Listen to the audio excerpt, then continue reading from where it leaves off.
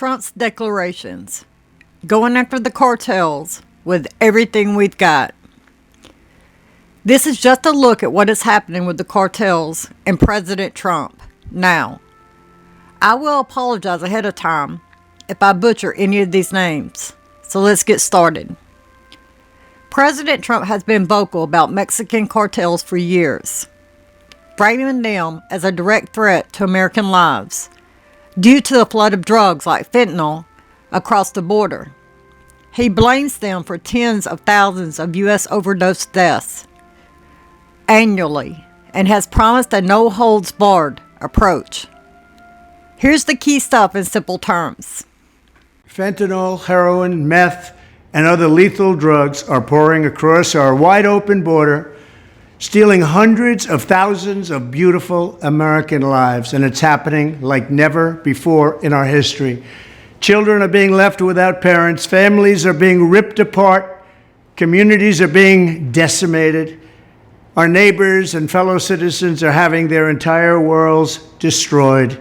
The drug cartels are waging war in America, and it's now time for America to wage war on the cartels. Terrorist designations. Right after taking office in 2025, Trump signed an executive order designating several cartels as foreign terrorist organizations, FTOs, and specifically designated global terrorists, SDGTs. This isn't just name-calling, it gives the U.S. legal tools to freeze assets, block travel, and even justify military actions. So one of the things you pointed out off camera was his executive order designating the drug cartels as terror organizations is significant. We as states don't have much authority to stop illegal immigration, although the Lake and Riley Act may change that. The federal government has that authority, and by designating these cartels as terrorist organization, now the military, our military force, can be used against them rather than just using border patrol and leaving the states subject to the cartels' crimes. Groups like CJNG, Sinaloa, the Gulf Cartel, and others got slapped with this label, with Trump saying they threaten the safety of the American people and declaring a national emergency to deal with them. He called it a way to ensure the total elimination of their influence in the United States, the armed conflict status. In a big escalation, Trump declared the U.S. in an armed conflict with these cartels in late 2025.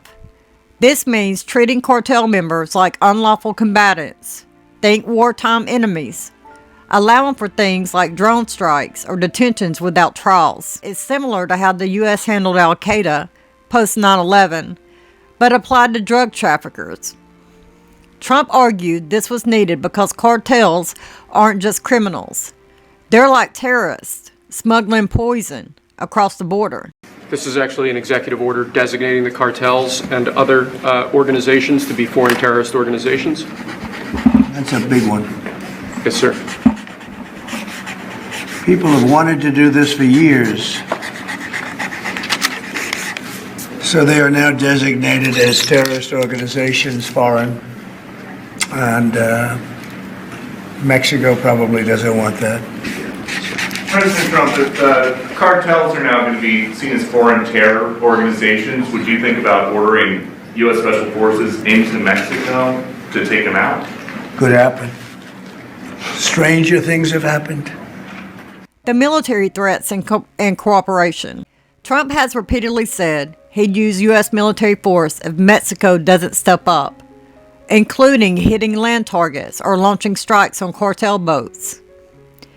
He's pushed Mexico to extradite leaders, like the 37 cartel members sent over in early 2026. 37 members of Mexican drug cartels are now in the United States as the Trump administration puts pressure on governments to crack down on criminal networks it says are smuggling drugs across the border.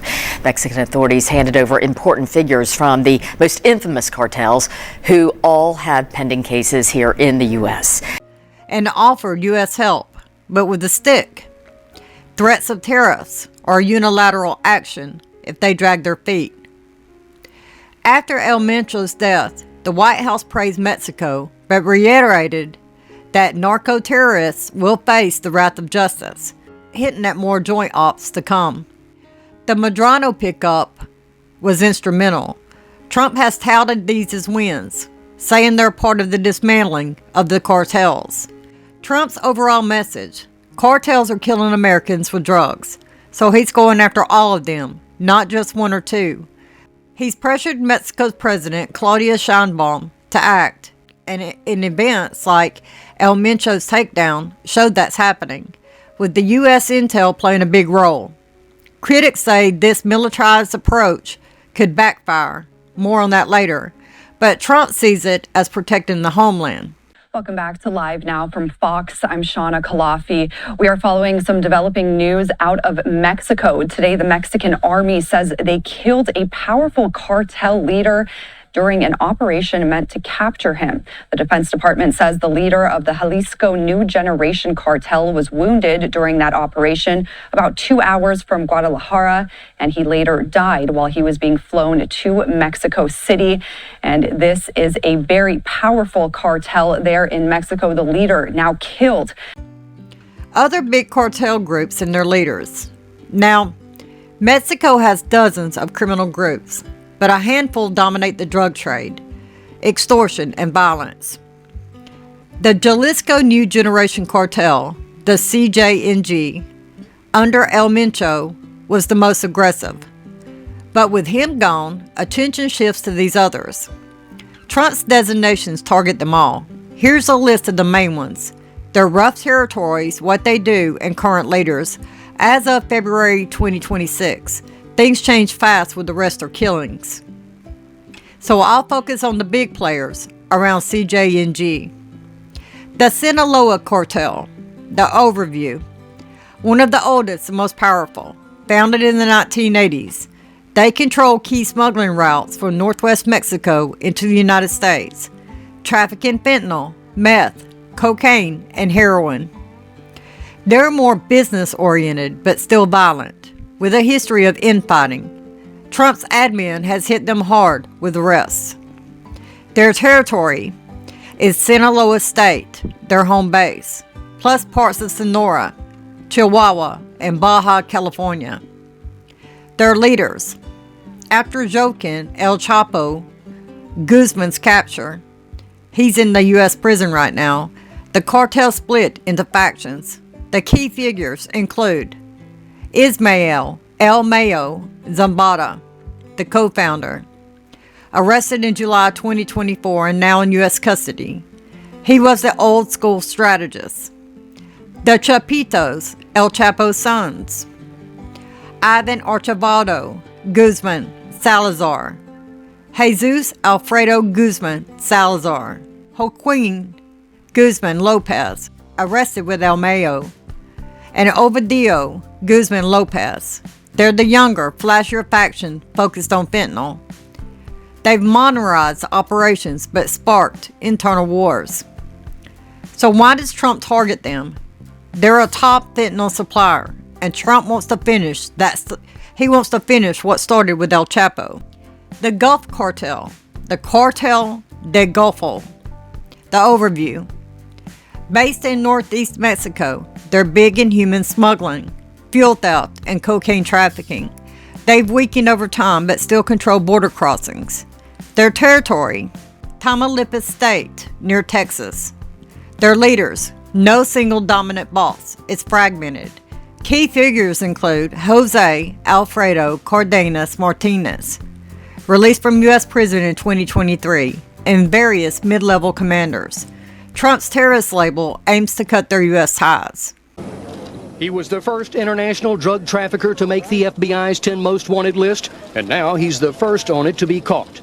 Mexican police last night nabbed Juan Garcia Abrego, a dual Mexican-American citizen, outside his headquarters in Monterrey. He was flown to Mexico City and is expected to be deported to Houston to face trial. The arrest made good an emphatic promise last year by Attorney General Janet Reno. Juan Garcia Abrego is going to be tracked down by authorities on both sides of the border, and we're going to do everything in our power to see that he is brought to justice. Garcia rose to prominence as a marijuana smuggler, but later set up a billion-dollar cocaine distribution network for the Colombian cartels.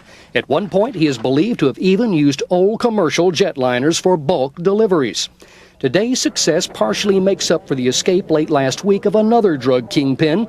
Jose Santa Cruz Landano walked out of a Colombian jail with the help of a girlfriend. The Cartel del Noreste, the Northeast Cartel, formerly Los Zetas. Their overview: brutal ex-military group known for extreme violence, beheadings and massacres. They traffic drugs and migrants and extort locals, split from the Gulf Cartel. Their territory: Nuevo Leon, Coahuila, and border areas. Their leaders: Juan Gerardo, Juan Chavez, aka El Huevo, arrested in 2022, was a big one, but now it's run by family members like his uncle, Miguel Morales, in a U.S. prison. The current ops are led by lower tier bosses now. A Mexican newspaper headline this morning said it all. Intelligence action decapitates the Zetas. A macabre play, no doubt, on one of the gang's grisly, murderous methods. The man known as Z40 was captured early Monday without a shot being fired in the violence-racked border city of Nuevo Laredo, just across the Rio Grande from Laredo, Texas. In a trade marked by its brutality, the Zetas have earned a special reputation. Beyond the wanton killings of police, military, judges, politicians, and civilians, Zetas have left a bloody trail of dead bodies. La Nueva Familia Michoacana. The overview: these evolved from older groups. They're into meth production, extortion, and illegal mining. Very territorial and violent. Their territory is a Michoacan state. Their leaders: brothers Jose and Johnny Olascoga, aka El Fresca and El Pez. They've allied with the CJNG at times but fight others. The Carteles Unidos, the United Cartels. The overview: an alliance of smaller groups fighting CJNG. They traffic drugs and extort avocado farmers. Yes, really. Their territory: Michoacan and Guerrero. Their leaders: it's a loose coalition. The key figure is Hipólito Mora, killed in 2023, but now led by figures like Jose Manuel Sierra Mendez. Other notables include Tran Aragua, Venezuelan migrants turned criminals expanding in Mexico. Ever since bodies began appearing in bags in Bogotá, a criminal gang has emerged on the authorities' radar. It is the Aragua train, of Venezuelan origin and with a particular stamp. The violence of their murders is documented and even posted on social media. He is Héctor Guerrero Flores, alias Niño Guerrero, leader of the criminal gang Tren de Aragua. The group was formed 14 years ago from a syndicate that ended up extorting contractors for a train project that would cross the state of Aragua in Venezuela. They were known as the Tren de Aragua.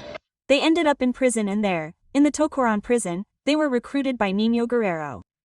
Today he is the lord and master of the prison, from where he orders extortion, kidnappings, torture, murders, drug dealing, and arms and human trafficking. And MS-13, a Salvadorian gang with U.S. ties, but they're more transnational.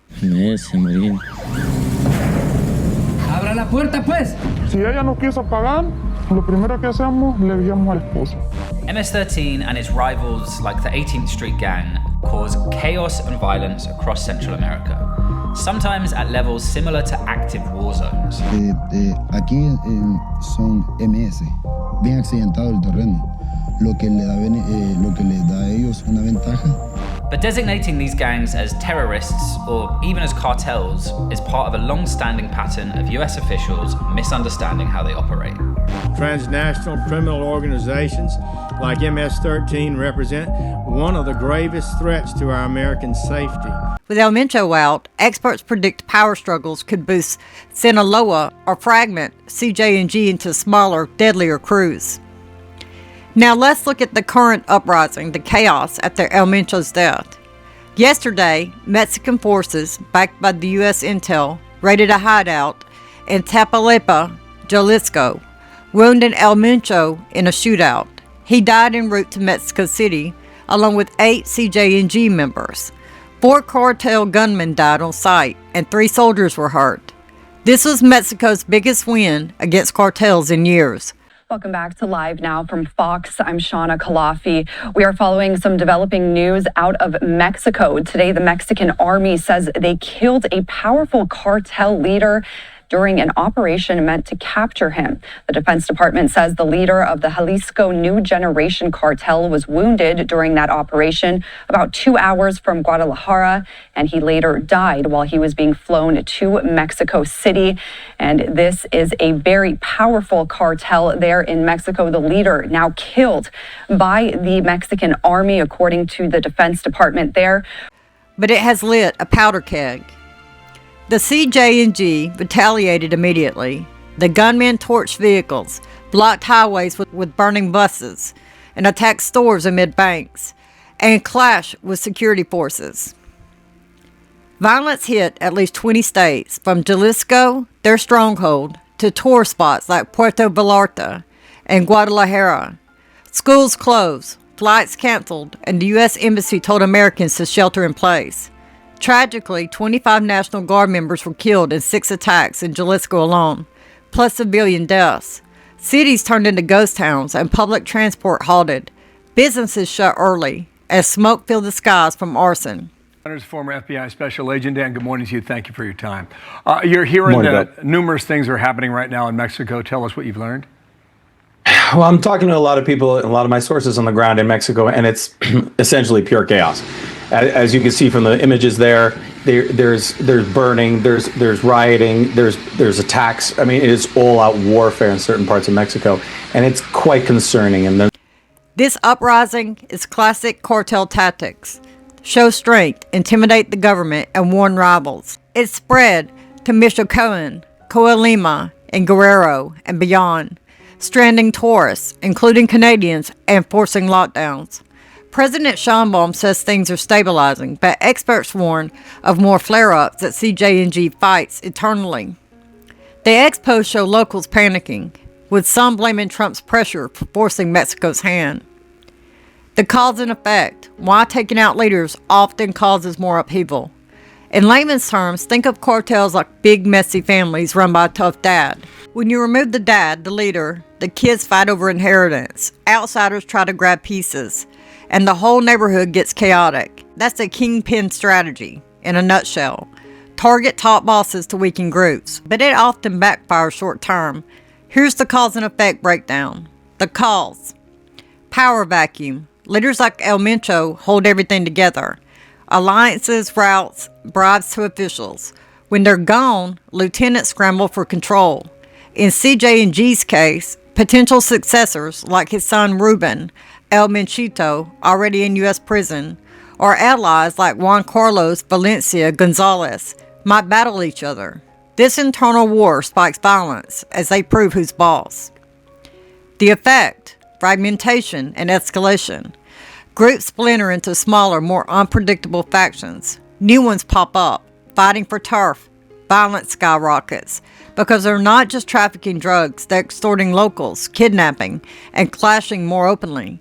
Mexico's homicide rate jumped under pass hugs, not bullets, policies that avoided confrontations, but takedowns like this can make it worse initially. An example, after El Chapo's arrest, Sinaloa split, leading to cold wars and battles. The world's most wanted drug kingpin has been arrested after years on the run. Mexican and U.S. law enforcement officials caught up with Joaquin El Chapo Guzman in Mexico. He is a leader of one of the world's most powerful drug operations, the Sinaloa Cartel. One U.S. city has named him public enemy number 1. Tonight, a battle to control the state of Sinaloa, Mexico. With burning buses in the streets and travel restrictions in place after the son of El Chapo, Ovidio Guzman, was arrested by the Mexican military in what they say was a joint operation. Llevó a cabo la detención de Ovidio N. Lo que está pasando. Federal authorities say he was captured outside the state's capital, Culiacan, just after 6 a.m. He was traveling in a vehicle with other gunmen when detained and quickly flown to Mexico City. Cartel gunmen reacting all across the state. This morning, a video circulating on social media showed passengers on a plane at the Culiacan airport ducking for cover. Children scared after the sound of gunshots erupted. Aeromexico confirming one of its planes scheduled to depart this morning was struck by gunfire. The airline now canceling all flights to the 3 main cities in the region, and the government also confirming a Mexican Air Force plane was shot as well. A failed prison break attempt confirmed by Sinaloa authorities. Tenemos 7 elementos de la policía estatal lesionados. Today's actions could be a violent show of power by the Sinaloa cartel faction led by El Chapo's son. The calls. Retaliation shows. Cartels lash out to scare the government and public. Don't mess with us. Blockades and arsons, like now, are intimidation tactics, punishing the state and signaling strength to rivals. The effect. Broader instability. Civilians suffer most. Schools close. Tourism tanks and economy stall. It spreads regionally, pulling in migrants or legal businesses like avocado farms that are extorted. Long term, it might weaken cartels if Mexico fills the void with better policing, but historically, new groups filled the gap. Trump's military push could help, but critics say it ignores root causes like corruption or U.S. drug demand. Experts note one cannot shoot and bomb organized crime out of existence. The bigger picture. Trump's all-out war might reduce drug flow eventually, but the upheaval, like this uprising, shows the human cost. Mexico's Sheinbaum is cooperating more, but sovereignty concerns linger. She said no to the U.S. invasions. If more leaders fall, expect similar chaos, but sustained pressure could fragment them permanently. This is a complex mess, blending politics, crime, and international relations. If things escalate, it could affect all of us, indirectly via border issues or tourism warnings. So let me know what you think in the comments, and please remember to like and subscribe. Thank you for listening, guys.